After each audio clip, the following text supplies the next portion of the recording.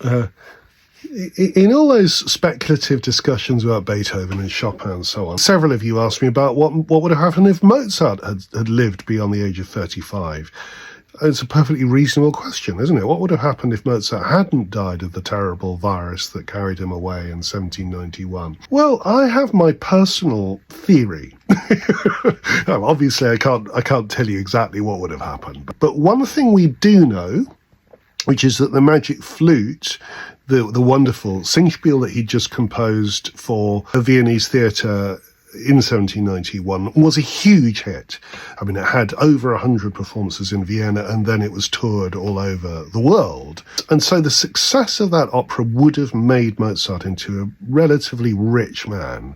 He would have been doing extremely well. I mean, he wasn't a poor man anyway, but it was really the making of him. It was a huge career break.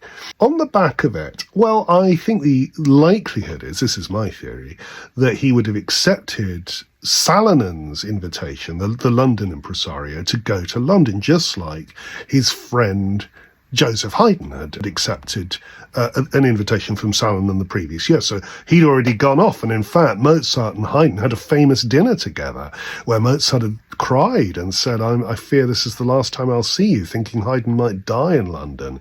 It was actually he, Mozart, who died. Okay, I think Mozart would have gone to London. I think he would have been quite a success there, because I could imagine his friend Michael Kelly, an Irish tenor, was working in London at that time with Sheridan, the great Irish playwright.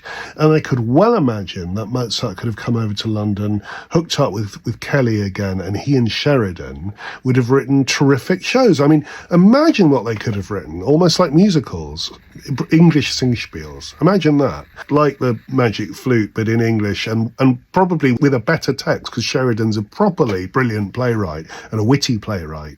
I mean, imagine that. It would have been a revolution in terms of English music. I don't suppose he would have hung around in London for that long, but he would have gone home even more prosperous and probably lived a sort of semi-retired life in Vienna, turning out the occasional masterpiece, string quartet, symphonies and so on, making a few catty remarks about Beethoven and Rossini. And no doubt Weber, who was the cousin of his wife, so he would have probably made appropriately catty comments about his younger contemporaries. That's what I'm imagining.